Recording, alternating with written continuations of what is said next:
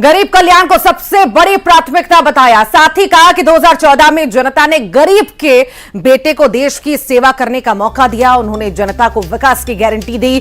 तो बस्तर से पीएम ने लोकसभा चुनाव के लिए हुंकार भरी। साथ ही भ्रष्टाचार पर जमकर प्रहार किए। पीएम ने मंच से भ्रष्टाचार को लेकर इंडिया गठबंधन के साथ कांग्रेस को निशाने पर लिया।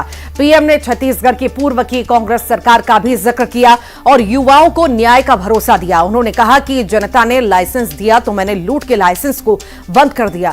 पीएम ने कांग्रेस के घोषणा पत्र पर भी तंज कसा। साथ ही चरणदास महंत के लाठी वाले बयान पर कहा कि वो डरने वाले नहीं हैं।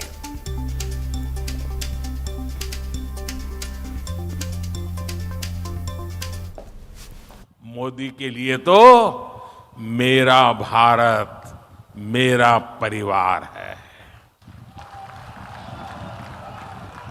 मैं भी अपने देश को अपने परिवार को लूटपाट से बचाने में जुटा हूं और इसलिए मैं कहता हूं भ्रष्टाचार हटाओ। और वो क्या कहते हैं? वो कहते हैं भ्रष्टाचारी बचाओ। मोदी ने जब घोटालेबाजों का रास्ता रोका, जब बिचौलियों की कमाई बंद की, ये मोदी के साथ बढ़ के छत्तीसगढ़ में कांग्रेस के भ्रष्टाचार पर आज कड़ी कार्रवाई हो रही है। यहां के युवाओं को जिन्होंने धोखा दिया है, उनकी तेजी से जांच चल रही है। हम नाराज होकर ये लाठी से मोदी का सिर फोड़ने की धमकी दे रहे हैं कि कांग्रेस तुष्टीकरण के लिए किसी भी हद को पार कर सकती है। कांग्रेस ने जो घोषणा पत्र बनाया है उसमें भी मुस्लिम लीग की छाप है। साथियों, कांग्रेस को आज भी देश के लोगों की जरूरत से कोई लेना। पीएम मोदी ने बस्तर से चुनावी शंखनाद कर दिया और इस मौके पर सीएम विष्णुदेव साय भी साथ में रहे। उनसे बात की हमारे सहयोगी ने, देखिए।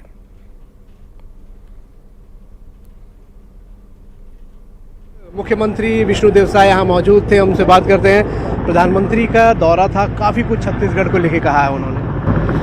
आज ये जो धार्मिक और सांस्कृतिक केंद्र है, ये छोटे आमावाल, यहाँ पर आदरणीय श्री नरेंद्र मोदी जी का विजय संकल्प शंखनाद रैली का आयोजन था, जिसमें हजारों की संख्या में कार्यकर्ता मतदाता यहाँ पर आए और बहुत सफल ये रैली रहा। भारी उत्साह है लोगों में और निश्चित रूप से ये दोनों लोकसभा क्षेत्र बस्तर और कांकेर और इसके साथ साथ छत्तीसगढ़ की पूरी 11 सीट भारतीय जनता पार्टी जीतेगी।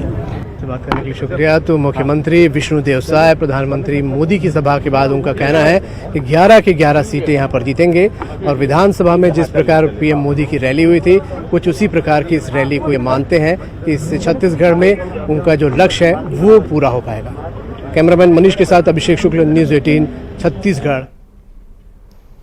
पीएम मोदी के बस्तर दौरे को लेकर कांग्रेस ने निशाना साधा। कांग्रेस के चुनाव मीडिया प्रभारी राधिका खेड़ा ने बीजेपी पर असल मुद्दों से ध्यान भटकाने के आरोप लगाए। क्या कुछ कहा, आइए सुनते हैं। ठीक वही हुआ, क्योंकि मोदी जी म से मौन हमेशा बनाए रखते हैं और वही हुआ। अभी भी मौन चुप्पी रही उनकी, कुछ नहीं कहा। आए, बोले, बहुत सारी चीजें बोले, बड़े बड़े जुमले दिए, बड़े बड़े नारे दिए, लेकिन बस्तर वासियों से रिलेटेड एक शब्द नहीं बोला। बस्तर वासियों की आम समस्या, आदिवासियों की आम समस्या को लेकर एक शब्द नहीं कहा। इससे यह जाहिर हो गया कि ना वो आदिवासियों की हितैषी है, ना वो गरीबों की हितैषी है, ना छत्तीसगढ़ियों की हितैषी है। वो सिर्फ और सिर्फ उद्योगपति हितैषी प्रधानमंत्री है। छत्तीसगढ़ में लोकसभा चुनाव से पहले एक बार फिर झीरम घाटी का जिन्न निकला है। बीजेपी के प्रदेश प्रभारी नितिन नवीन ने झीरम घाटी कांड को लेकर राहुल गांधी पर निशाना साधा। नितिन नवीन ने कहा कि राहुल गांधी झीरम हमले को लेकर अभी तक कुछ नहीं बोले। अपने नेताओं की शहादत पर आखिर राहुल गांधी ने आखिर क्यों नहीं बोला?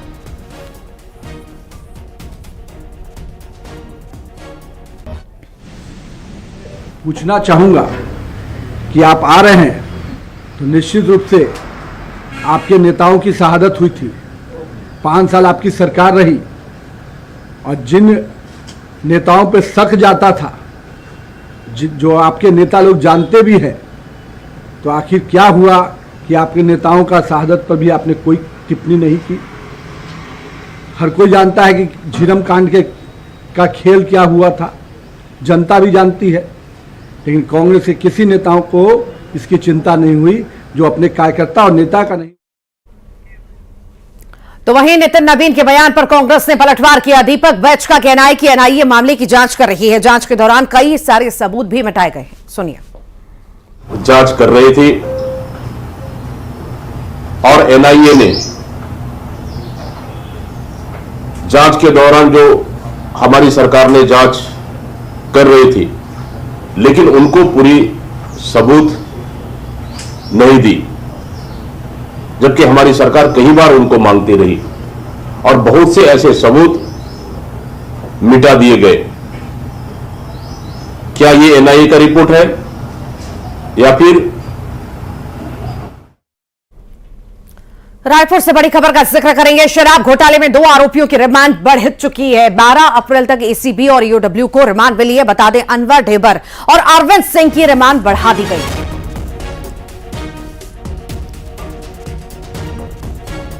ये बड़ी जानकारी इस वक्त आपको दे रहे हैं। शराब घोटाले के मामले में अब जो है पूछताछ आगे तक होगी। 12 अप्रैल तक ये पूछताछ बढ़ा दी गई है।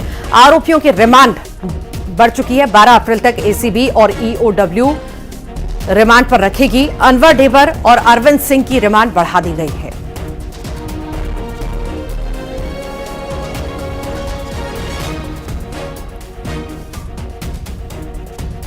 तो 12 अप्रैल तक अब पूछताछ होती रहेगी, रिमांड पर रहेंगे ये आरोपी। शराब घोटाले में जो ये आरोपी हैं, दोनों आरोपी, इनकी रिमांड बढ़ा दी गई है। 12 अप्रैल तक का समय दिया गया है। एसीबी और ईओडब्ल्यू को रिमांड मिल चुकी है। बता दें, अनवर ढेबर और अरविंद सिंह की रिमांड बढ़ा दी गई है। रिमांड बढ़ाने की लगातार जो है मांग की जा रही थी और अब बढ़ा दी गई। ज्यादा जानकारी के लिए सहयोगी युगल हमारे साथ जुड़ गए हैं। युगल, शराब घोटाले के 2 आरोपियों की रिमांड बढ़ा दी गई है। ये बिल्कुल 2 कारोबारियों को गिरफ्तार किया था एसीबी ईओडब्ल्यू की टीम ने। अरविंद सिंह जैसे ही जेल से रिहा हुए थे और उसके बाद उसकी गिरफ्तारी की गई थी। फिर दूसरे दिन जो अनवर ढेबर है, उसकी गिरफ्तारी कुम्हारी टोल प्लाजा के पास की गई थी। 8 अप्रैल तक जो एसीबी ईओडब्ल्यू की टीम को रिमांड में लिया गया था। आरोपियों को एसीबी ईओडब्ल्यू की ने रिमांड में लिया था और उसके बाद आज न्यायालय में पेश किया गया है, जहां 12 अप्रैल तक के फिर से रिमांड एसीबी ईओडब्ल्यू की टीम को दी गई है और आगे पूछताछ ये की जाएगी। इससे साफ जाहिर होता है कि एसीबी ईओडब्ल्यू ने कोर्ट में बताया है कि और भी पूछताछ करनी है, तो हो सकता है कि आने वाले समय में और भी जो आरोपी हैं शराब घोटाले मामले में उस पर हो सकती है। जी ठीक, बहुत बहुत शुक्रिया युगल। छत्तीसगढ़ शराब घोटाला मामले में मनी लॉन्ड्रिंग केस को लेकर सुप्रीम कोर्ट ने पूर्व इस अनिल जुटेजा और उसके बेटे को बड़ी राहत दे दी है। कोर्ट ने शराब घोटाले मामले में जुड़े मनी लॉन्ड्रिंग केस को रद्द कर दिया। सुप्रीम कोर्ट ने छत्तीसगढ़ शराब घोटाले मामले को लेकर इससे जुड़े मनी लॉन्ड्रिंग केस को रद्द कर दिया। तो पूर्व आईएएस हैं, आपको जानकारी दे दें, अनिल टुटेजा और उनके बेटे को ये बड़ी राहत मिली है सुप्रीम कोर्ट की ओर से।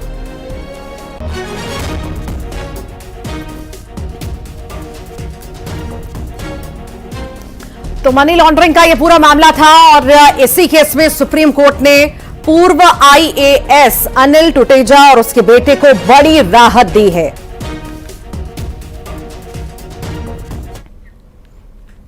सुकमा का जिक्र करेंगे। 9 नक्सली गिरफ्तार हुए हैं। 3 हार्डकोर समेत 9 नक्सली गिरफ्तार किए गए हैं। एक नक्सली पर 8 लाख का इनाम था। एक महिला नक्सली पर 2 लाख का इनाम था। किस्टाराम थाना क्षेत्र से गिरफ्तारी हुई है। 3 इनामी के साथ ही 9 नक्सलियों की गिरफ्तारी हुई है। बड़ी उपलब्धि ये मानी जा सकती है। एक महिला नक्सली पर 2 लाख का इनाम घोषित था, उसकी भी गिरफ्तारी हुई है। किस्टाराम थाना क्षेत्र से इन सभी की गिरफ्तारी हुई है।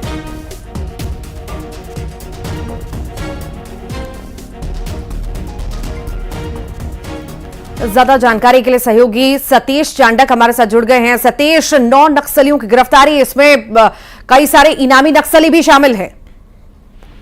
और ये आपको बता दूं कि नक्सलियों के खिलाफ में लगातार शिक्षा बल का ऑपरेशन जारी है। सूचना मिली थी कि सिस्टाराम इलाके के अलोरी गांव है, इसके आसपास में नक्सलियों की मौजूदगी की सूचना मिली थी, जिसके बाद जो है जवानों ने एक संयुक्त ऑपरेशन चलाया है। इसमें करीब 9 नक्सली जो है गिरफ्तार करती है, जिसमें 8 लाख का इनामी शामिल है और एक 2 लाख की महिला भी शामिल है। सभी को पूछताछ किया गया, उसके बाद में न्यायालय में पेश किया गया, उसके बाद जो है जेल भेज दिया गया। जी ठीक, बहुत बहुत शुक्रिया सतीश।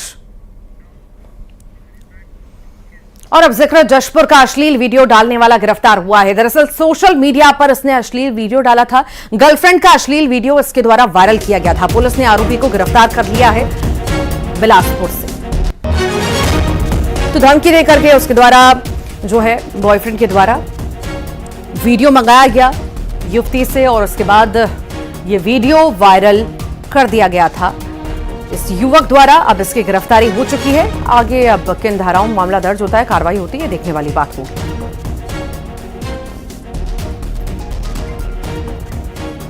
रायपुर के गुड़ियारी यार्ड अग्निकांड मामले की जांच में तेजी आ चुकी है। CSPDCA की जांच टीम घटनास्थल पर पहुंची, मामले की जांच की। आपको बता दें कि 2 दिन पहले गुड़ियारी वार्ड में भीषण आग लगी थी। काफी मशक्कत के बाद काबू पाया गया था। तो अग्निकांड की जांच अब तेज हो गई है। टीमें पहुंच गई, जांच पड़ताल की और कई सारे जो हाथ से सबूत हैं वो भी जुटाए गए। अब सभी के आधार पर, जांच पड़ताल के आधार पर कार्रवाई होगी। जांजगीर चांपा की बात करेंगे। बीजेपी नेता से ठगी हुई है, 10 लाख की ठगी हुई है। 10 लाख की ठगी का आरोपी गिरफ्तार हुआ है। बता दें आपको, बीजेपी नेता आनंद प्रकाश से ठगी की थी। 10 लाख रुपए और मोबाइल की ठगी इसके द्वारा की गई थी। बाधा दूर करने के नाम पर ठगी की गई थी। पुलिस ने आरोपी को गिरफ्तार कर जेल भेज दिया है।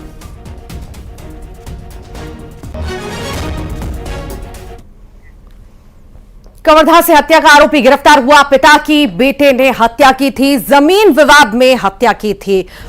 कुकदूर थाना क्षेत्र का ये मामला है। जमीन विवाद में हत्या की वारदात को अंजाम दिया गया था और अब आरोपी की गिरफ्तारी हो चुकी है। कोरबा में रफ्तार का कहर देखने को मिला। ढाबे में तेज रफ्तार हाईवा घुस गई। हादसे में बाल बाल बचे हैं लोग। तफ्तीश में फिलहाल पुलिस जुटी हुई है कि किन्हीं कारणों से बेकाबू हुई हाईवा और ऐसा बड़ा हादसा हुआ। हालांकि किसी को हानि पहुंचने की खबर नहीं है, पर बड़ा हादसा यहां पर हो सकता था। जांच पड़ताल जारी है।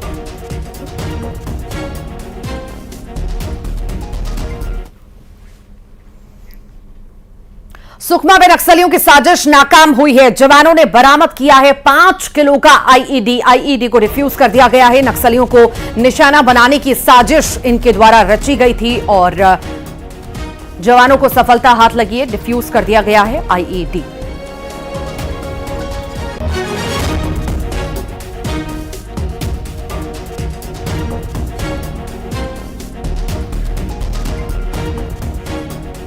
तो नाकाम हरकतें नक्सलियों के द्वारा लगातार की जाती हैं और इसी बीच जो है आईईडी कई जगह पर लगाए गए थे और जवानों की रही। समय रहते इन्हें डिफ्यूज कर दिया गया। ये जानकारी आपको दे रहे हैं।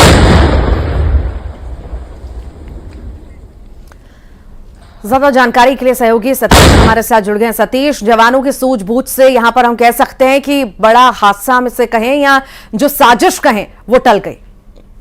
जी जरूर, जवानों की सूझबूझ के चलते एक नक्सलियों की बड़ी साजिश जो है नाकाम हो गई है। ये इलाका नक्सल इलाका है, बड़े शहर के मुलेर इलाके में सड़क निर्माण का काम चला था। उस इलाके में लगातार जवानों को आना जाना लगा था। उसी का फायदा उठाते हुए नक्सलियों ने एक आईडी लगा रखी थी जो करीब 5 किलो की आईडी थी और जब सर्चिंग पर जवान निकले तो उन्होंने एक आईडी को डिटेक्ट किया। उसके बाद जो है बीडीएस की टीम के माध्यम से मौके पर डिस्पूट कर दिया गया। सभी सुरक्षित जवान वापस लौट आए हैं। बड़ी साजिश को नाकाम किया। ठीक, बहुत बहुत शुक्रिया सतीश जानकारी को साझा करने के लिए।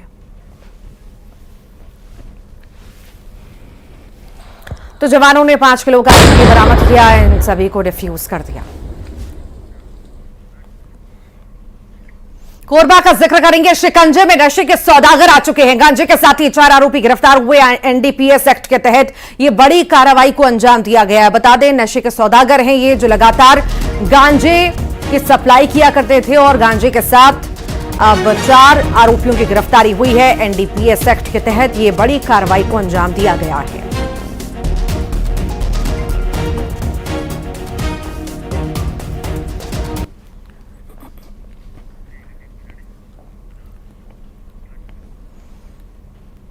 कवर्धा में मौसम का मिजाज पूरी तरह से बदल चुका है। यहां तेज बारिश के साथ ही ओलावृष्टि हुई। ओलावृष्टि ने किसानों की चिंता भी बढ़ा दी है। मौसम बदलाव और बारिश, ओले की वजह से किसान परेशान नजर आ रहे हैं।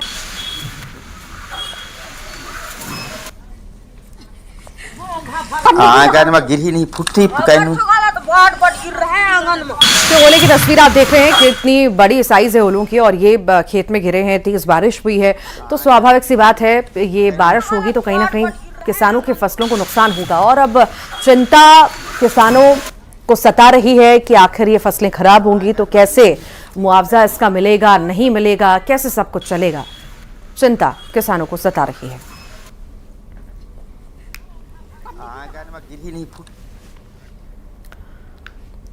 छत्तीसगढ़ के कई जिलों में मौसम का मिजाज बदल चुका है। तेज हवाओं के साथ ही झमाझम बारिश हुई, जिससे तापमान में गिरावट आई है। ये 3 तस्वीरें आपको दिखा रहे हैं। गरियाबंद की पहली तस्वीर, जहां पर तेज बारिश आप देख रहे हैं, लोग रेनकोट पहन करके, छाता लेकर के निकल रहे हैं। वहीं दूसरी तस्वीर महासमुंद की, यहां पर भी तेज बारिश। साथ ही साथ तीसरी तस्वीर बलरामपुर की आप देख रहे हैं, बिजली कड़क रही है और मौसम का मिजाज यहां पर भी बदला बदला नजर आ रहा है।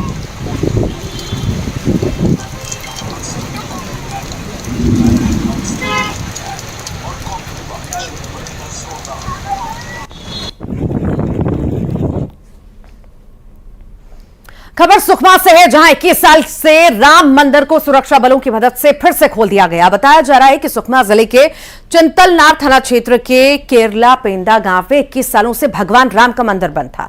गांव के कुछ लोगों ने बताया कि भगवान राम का मंदिर कई सालों पहले बनाया गया था।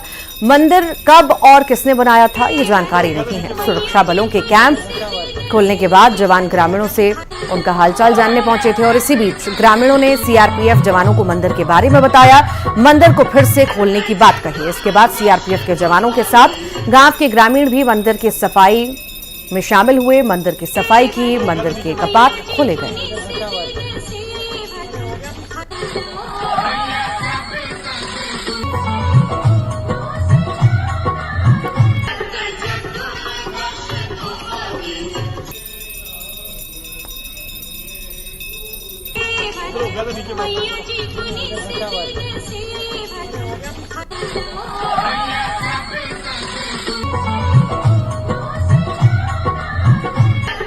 बताया कि ये मंदिर 2003 से बंद है। जिन्होंने नक्सलियों ने यहाँ आकर जबरदस्ती इसको बंद करवाया था और इस मंदिर को काफ़ी नुकसान पहुँचाया था। ग्रामीणों के ही आग्रह पर इस मंदिर की साफ़ सफाई और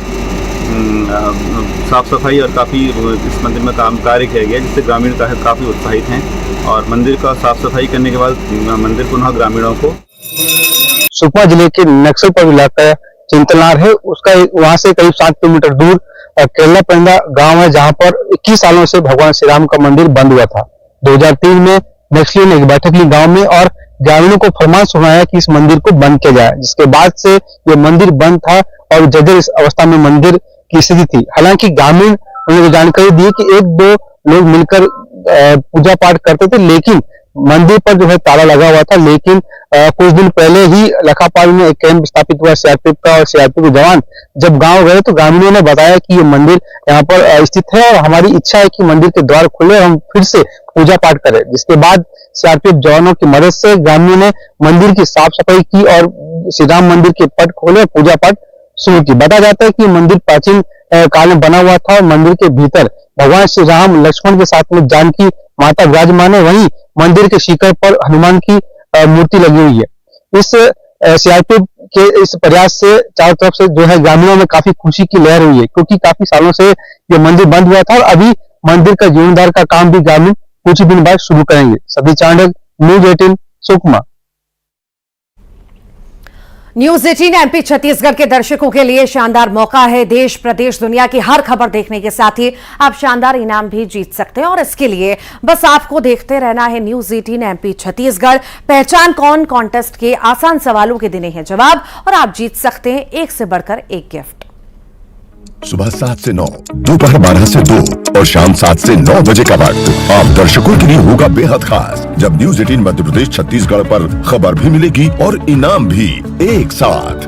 न्यूज 18 पहचान कौन कॉन्टेस्ट में हिस्सा लीजिए और इन समयों पर दिखाई जा रही खबरों के बीच पूछे गए आसान से सवालों का जवाब दीजिए। सही जवाब जिताएगा शानदार इनाम। रजिस्टर करने के लिए QR कोड स्कैन करें या इस नंबर पर मिस कॉल दें।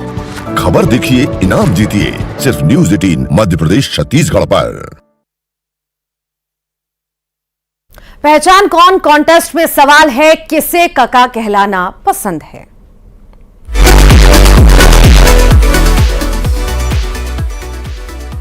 किसे कका कहलाना पसंद है, पहचान कौन कॉन्टेस्ट में ये बड़ा सवाल है, किसे कका कहलाना पसंद है।